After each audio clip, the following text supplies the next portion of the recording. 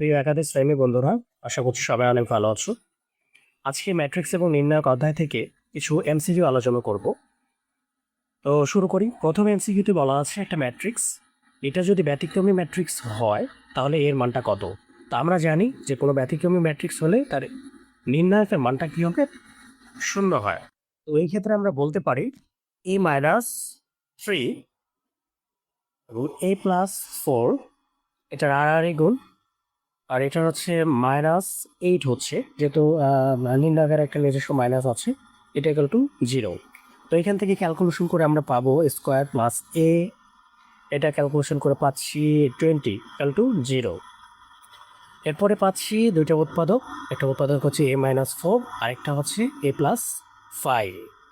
তো এইটা equal to আমরা 0 লিখতে পারি। এখন আমরা এ এর দুইটা মান পাচ্ছি, প্রথম মানটা হচ্ছে 4 এবং দ্বিতীয় মানটা হচ্ছে -5। তো আমরা বলতে পারি যে 1 নং এমসিকিউর আনসার হচ্ছে ক। 2 নং এমসিকিউ বলা আছে যে এই একটা ম্যাট্রিক্স, এর ইনভার্স ম্যাট্রিক্স বের করতে হবে, তাই না? তো আমরা অ্যাডজয়েন্ট ম্যাট্রিক্স পদ্ধতিতে কি জানতাম, সেটা হচ্ছে যে একটা ম্যাট্রিক্সকে তার নির্ণায়ক দ্বারা ভাগ করে প্রত্যেকটা ভর্তির কোফ্যাক্টর বের করতে হবে। তো আজকে এখানে আমরা শর্টকাট পদ্ধতি ইউজ করব।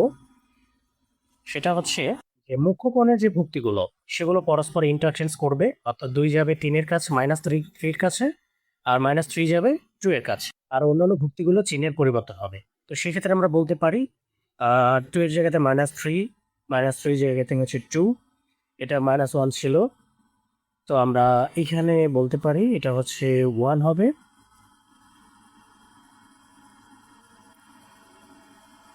আর এটা -5 হবে। তো এইটার মানটা আমরা এভাবে বের করলাম। এখন আমাদের দরকার একটা নির্ণায়কের মান। তো এখন দরকার হবে একটি নির্ণায়কের মান। আমরা যদি নির্ণায়কের মানটা বের করি তাহলে ঠিক এরকম একটা রেজাল্ট পাবো, এটা হচ্ছে -1।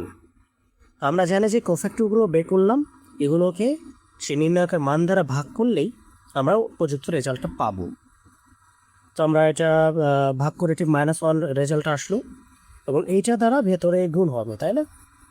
তো গুণ হলে যতগুলো সাইন আছে তাদের সাইনগুলো পরিবর্তন হবে। তো আমরা যদি সাইনগুলো পরিবর্তন করি ঠিক এরকম কিছু একটা পাবো। এটা হচ্ছে -2 লাস্টিকটা।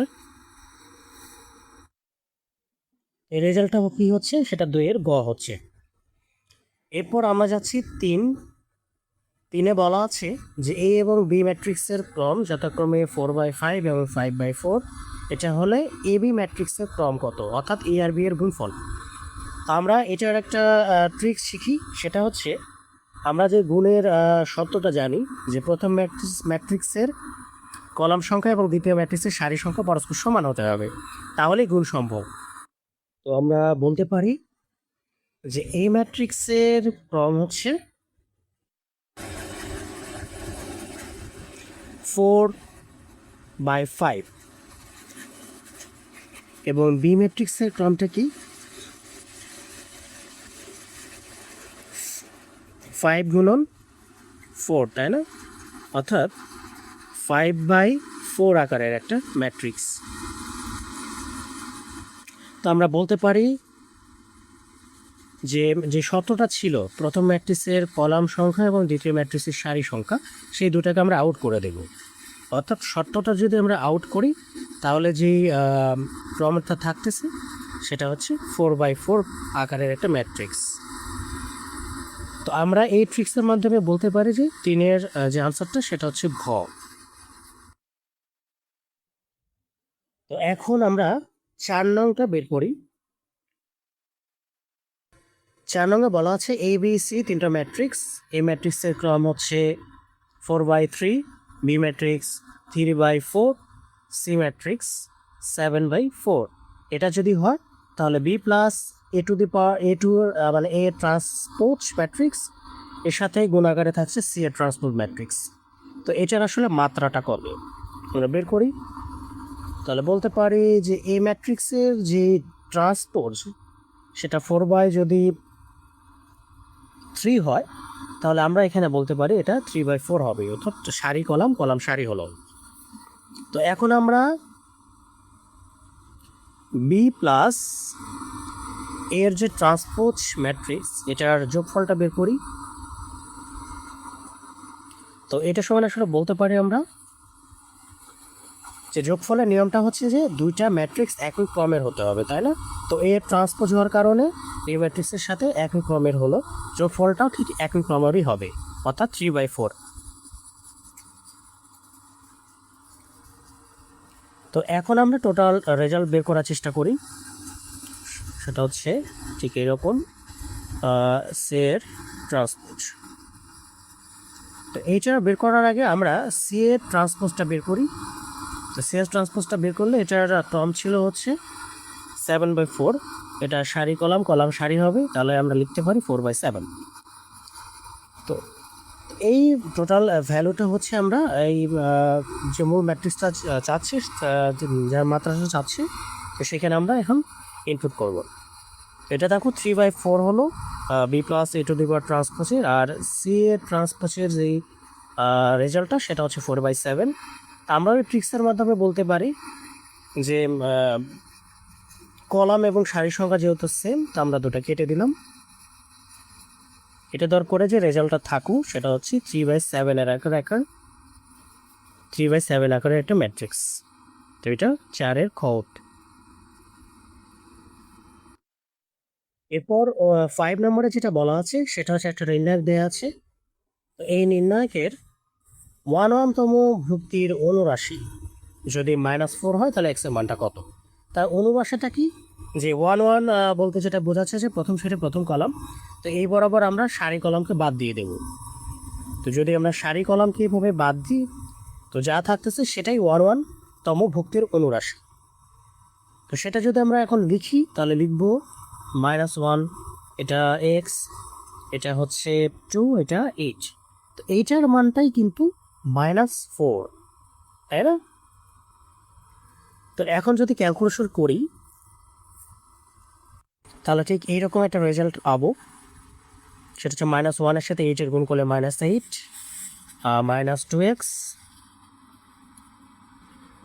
আর এটার মান হচ্ছে -4। তো ওভারঅল ক্যালকুলেশন করলে এক্সের মানটা আমরা x = -2 পাবো। তো এটা হচ্ছে 5-এর গ নম্বর উত্তর।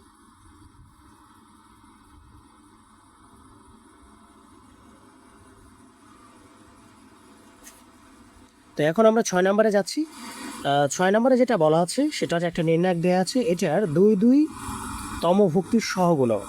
তো সহগুণকটা কি?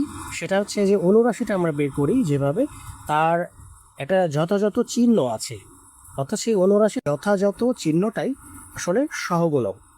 তো আমরা 2/2 ম্যাট্রিক্স দেখছি, সেটার সারি, অর্থাৎ সে বরাবর সারি এবং কলাম এটা আমরা বাদ দিয়ে দিলাম।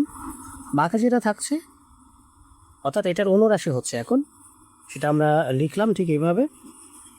তো এইটার এখন আমরা একটা চিহ্ন দেব, চিহ্ন দিলে আসলে পুরো জিনিসটা সহগুণক পর্যায়ে চলে যাবে। এখন আমরা এটা সহগুণকটা বের করতেছি, তার একটা সুন্দর সূত্র আছে। আর সূত্রটা কি? যে -1 টু দি পাওয়ার সারি যোগ কলাম, তাই না? যে এখানে যেহেতু 2 নম্বর সারি এবং 2 নম্বর কলাম, আমরা 2 যোগ করে দিলাম। তো রেজাল্ট যেহেতু এটা জোর হচ্ছে, তাই এটা রেজাল্টটা হচ্ছে পজিটিভ হবে, তাহলে এখন রেজাল্ট 1 হচ্ছে। এইটাকে আমরা চিহ্ন যে রেজাল্টটা সেটা এখানে দিয়ে দিলাম যে 1। এখন যে মূল থিমটা দাঁড়ানো, এটা ক্যালকুলেশন করলেই আমরা আমাদের কাঙ্ক্ষিত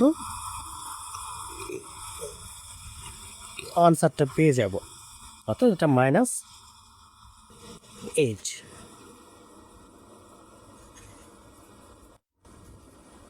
ওকে, আমরা এবার 7 নাম্বারে যাচ্ছি। 7 নাম্বারে একটা নির্ণায়ক দেওয়া আছে। নির্ণায়কটার একটা ট্রিক্স আমরা জানি, সেটা হচ্ছে যে যদি কোনো নির্ণায়কের 2টা সারি বা 2টা কলাম একই ভুক্তির হয়, আমরা এখানে একটা আইডেন্টিফাই করে দেখা দিচ্ছি। সেটা হচ্ছে যেমন এটা একটা ভুক্তি, সরি এটা একটা সারি, এবং এটা হচ্ছে আরেকটা সারি। 2টা সারির ভুক্তির যে মানগুলো দেওয়া আছে সেগুলো কিন্তু একই, তাহলে এরকম হলে আমরা সরাসরি এটাকে 0 বলতে পারি। এখন 8 নম্বরে যাচ্ছি। 8 নম্বরে যে বিষয়টা হচ্ছে যে এ বি এবং এক্সের পৃথক কিছু ম্যাট্রিক্স দেওয়া আছে। এটা যদি এ এক্স ইকাল টু বি হয় তাহলে এক্স ওয়াইয়ের মান কত। তাহলে এ এক্স ইকাল টু বি মানে হচ্ছে একটা সমীকরণ, এটা আমরা এখন লিখতেছি ম্যাট্রিক্সের ভাষায়। এটা হচ্ছে 2, এটা হচ্ছে 0, এবং এইখানে আমরা এক্সের ভ্যালুটা দিচ্ছি, এটা হচ্ছে এক্স আর এটা হচ্ছে ওয়াই। তো এইটা ইকাল টু আমরা বি এর যে ভ্যালুটা সেটা হচ্ছে একটা 6, এটা হচ্ছে 4। ওকে, তো এটা দেওয়ার পরে একটা সমীকরণ তৈরি হলো, এবং সমীকরণ থেকে আমরা বাম পক্ষের যে গুণটা আছে ওটা এ এবং এক্স ম্যাট্রিক্সের, সেই গুণটা আমরা এখানে যেভাবে করে সেভাবে করে লিখছি। বোড়াই ইকাল টু এটা ইকাল টু 6, যেহেতু ম্যাট্রিক্সের সমতা বলতে আমরা যেটা বুঝাই যে বামে যে জায়গাটা থাকবে ডানের সেম জায়গাটা সমান হবে। তো এটাও ঠিক আমরা গুণ করে নিচ্ছি, গুণ করে এটা ইকাল টু আমরা 4 লিখে দিচ্ছি। তো দুইটা সমীকরণ বের হলো, নিচেরটা যেহেতু এক্সের মান সরাসরি বের করা যাচ্ছে 2। আচ্ছা, তো এই এক্সের মানটা আমরা প্রথমে যে সমীকরণটা পেলাম জাস্ট এখানে ইনপুট করব। তো এখানে যদি ইনপুট করি তাহলে ওয়াইয়ের মানটা 0 পাচ্ছি। তাহলে এক্স এবং ওয়াইয়ের দুইটা ভ্যালু পেলাম, ওটা হচ্ছে 2, ওটা 0, ক নাম্বার। লাস্ট না, 9 নাম্বারটা হচ্ছে যে একটা ম্যাট্রিক্স দেওয়া আছে, তার একটা মান বের করতে হবে, সেটা ডিটারমাইন্ড হচ্ছে এ এবং এ ম্যাট্রিক্সের ইনভার্স। তো আমরা একটু ছোট্ট করে জেনে নিই যে একটা ম্যাট্রিক্স এবং একটা ম্যাট্রিক্সের ইনভার্স, এটা যদি আমরা সরাসরি গুণ করি তাহলে কিন্তু আমরা একটা আইডেন্টিটি ম্যাট্রিক্স পাবো, তাই না? অর্থাৎ এইটা ইকাল টু আমরা আই লিখতে পারবো, যার ম্যাট্রিক্সের গঠন হচ্ছে ঠিক এরকম 2x2 ক্রমের। আচ্ছা, এখন যদি আমরা সরাসরি মান বের করতে চাই যে ডিটারমিনেন্ট অফ এ ইনভার্স, এটার মান হচ্ছে আই, তো এইটার নির্ণায়ক যদি আমরা বের করি তাই না, তাহলে এটাকেই তো সরাসরি ওয়াল হচ্ছে ক আনসার। আচ্ছা, এবার লাস্ট হচ্ছে 10 নম্বর, সেটা হচ্ছে কি যে পি একটা ম্যাট্রিক্স হলে P square minus 2i। P square বলতে পি ম্যাট্রিক্সের আসলে পি ম্যাট্রিক্সের সাথে পি ম্যাট্রিক্সের গুণফল। তো এটা আর এখানে আইডেন্টিটি ম্যাট্রিক্সের সাথে হচ্ছে 2 এর গুণফল। তো আমরা এগুলো লিখি একটু। তো প্রথমে পি এবং পি ম্যাট্রিক্সের গুণফল, এটা আমরা লিখতেছি, অর্থাৎ দুইটা পি ম্যাট্রিক্স পাশাপাশি আমরা লিখলাম গুণ আকারে, এখানে -2, আর হচ্ছে এখানে আইডেন্টিটি ম্যাট্রিক্সটা দিয়ে দিচ্ছি যেহেতু 2x2 ক্রমের। আচ্ছা, এখন আমরা যে ভ্যালুটা বের করব, সরি আমি একটু টাইপ করতেছি, খেয়াল করুন, আমরা জাস্ট গুণ করতেছি। হ্যাঁ, পি এবং পি এর গুণফলটা ঠিক এইরকম একটা কিছু বের হবে। হ্যাঁ, যে 1 - 4 0, আর ওই যে 3 3 যদি গুণ করে এদিকে এখানে আমরা 9 পাবো।